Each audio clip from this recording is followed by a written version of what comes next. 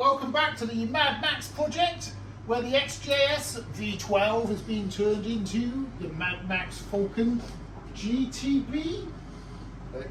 XBGT. So the latest developments have been electric windows are working, car still doesn't start, and you've got a new fuel line. Want to tell us about these switches?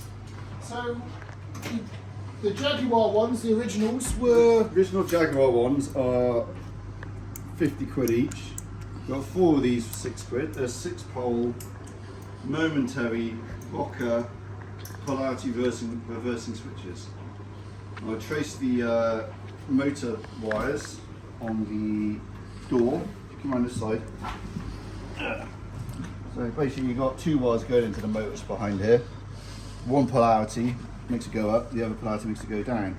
But to do that on a single switch, you need a 6-pole polarity reversing capable switch. I don't have to reverse polarity on the switch itself with the harness because the wiring harness itself already has the reverse switch. So on the harness you got negative, positive, positive, negative at the back, and then the 2 central poles are the positive and negative for the motor on the door.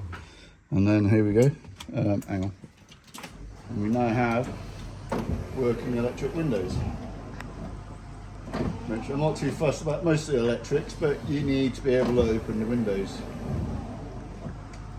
Now we've got electric rear view, side mirror adjusters on, and if I can find a switch I'll plug in and see if it works, but I'm not, otherwise I'll just do it by hand. It's not worth the effort.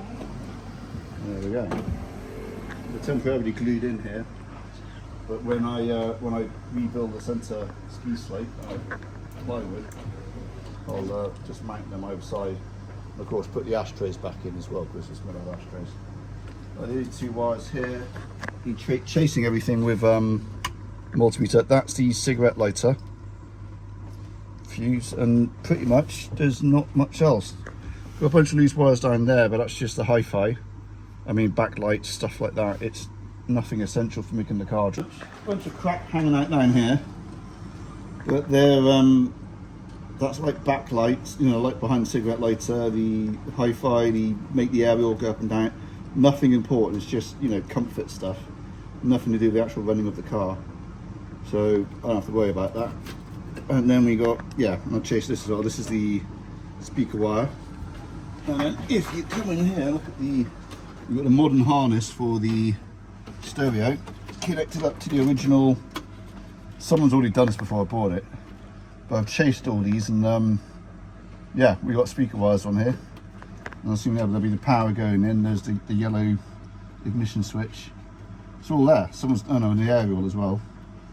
So yeah, I'm ready to put a relatively modern hi-fi in there, but I want a cassette deck because, you know, you don't want nothing too modern.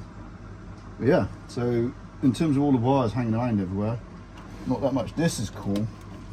You've got this little box here, it looks like a bullet. Can you see that?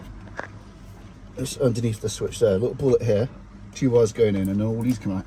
Fibre optics. The backlight, so you have 1 light and then it backlights all the dash and everything with fibre optic cables. Yep, 1983, the future was here. Yeah. And there's a nice little energy waster light. There's loads of energy waster lights. You turn on the ignition and it just starts wasting all the energy. Runs the battery flat. Yeah. So, you know, they're really into running batteries flat back in those days. How are you getting on with the V5 and registering it as a historic vehicle? I've got the V5. MOT exempt. V5's come through. Oh yeah? It's sawn at the moment, and then I will get it. There's a hole down there. Get it registered. Yeah, I'll get. You don't have to get it registered, classic. So the moment it turns 40 years old, you no longer have to take it for an MOT. Right, but to get tax exemption, you need it registered as a historic vehicle. You need to tell them it's over 40 years old. Yeah, yeah. As you're applying for tax. Yeah, that's it. As you right, okay. So yeah, it's not registering as a historic vehicle. It's informing the DVLA that you don't pay tax. So I got a letter 40 years through old. saying that my motorbike was taxed but not insured. Right. And that's illegal. And I'm like, well, it's a historic vehicle and it's in my garage, it doesn't matter. But apparently you have to then just register it as stolen, and then they stop sending you letters because you haven't got insurance. Yeah, because which is ridiculous. When you tax it like you normally do, just to cut the fees to zero. Yeah. You still have to tax it. That's right. The Pinterest wall. Inspiration. Pinspiration. So look, if you come here last, I got.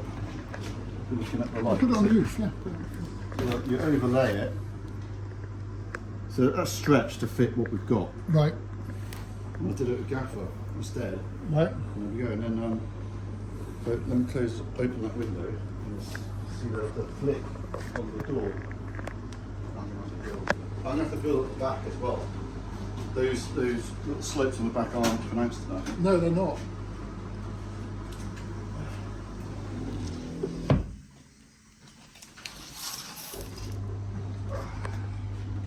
So you see the flip on the door? Flip the handle? The flip on the handle. Oh, here! Yeah. Well, you started from there, that's a good idea. Yeah, well that's how, look, if you come here, yeah. Straight, Yeah, yeah. It flicks above the handle, then goes up, kinks, slight curve, and then joins in the line. But I'm going to have to thicken up the back. Back here, we've got, yeah, there we go. So that's the same scale as that. Yeah. Here, if you see how if I've thinned it out, you can see it needs to go Oh yeah, start thick off the bottom and build up to nothing at the top. Yeah. And then suddenly flare up with super spoiler at the top. Yeah. You see the proportions aren't that far off. I think the bonnet on this is longer, but Not a bad thing, because you can sort it out by sorting out this bit, because this bit's way longer. Look, you see here, yeah. they've made that. I think the perspective is skewed on this one. Yeah, but on the reality of this one, it sticks out. The nose cone sticks out quite far. So you just make out the nose cone, not stick out as far on this one. Hey, what's happened here? Look. It's not the same car. Yeah, it is. Same picture. That's cool. This will be fun doing this bit. Yeah. I found the lights to do it. Oh yeah. They're like, yeah, you get like 20 quid for a pair. Is that like those trailer board lights you can get? It's Caravan. sort of, it's similar but different. Because these ones are different completely. Well, that's more what it should be like. And then yeah, the square headlights. Yeah. Get new ones. 20 quid for a pair, and then you put H4 bulbs in it that do made full beam and half H4 beam. bulbs, yeah. Full beam and half beam. So yeah, I would take these off, something 200 quid, and then I put my square lights in. Okay. You probably sell the You still put this PVC plastic on the front. Yeah, that's got to go on. So they're from the square lights of a Ford, not Falcon, but a very similar model. So there's a Falcon was that model. There were very similar models around the same time. They took the square lights off one of them and put it on the Falcon. It's the original Falcon had round lights. Right, to make it look different and more futuristic. You know the van they were driving, that red van. Yeah. Yeah, that something like that. It was like something like a Ford van like that. Right, and have you found out? So these lights that you're looking at for 20 quid a pair, where are they from? eBay. Yeah, but like what car they're supposed to go on? They're just generic. Generic. Cool. Yeah. What about your fuel line? Let's talk about that. Let's have a look. You've got a new fuel line Take over the here. camera underneath the car at the back, so you'll see the hose pipe. Whereabouts? The fuel line had rusted out, and the guy who bought it off had fixed a rubber hose to it to temporarily patch it so he could get the engine running.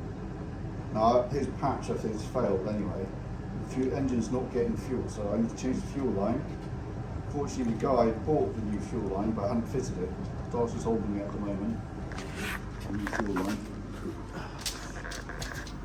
So if you want to bend one of these out here, if you go to bend it, they just fold on themselves. Yeah. If you fill it up with water and put a cork in either end, Or sand, you can yeah. or sand, you can then bend it without it folding in on itself. That's what I heard. But there we go.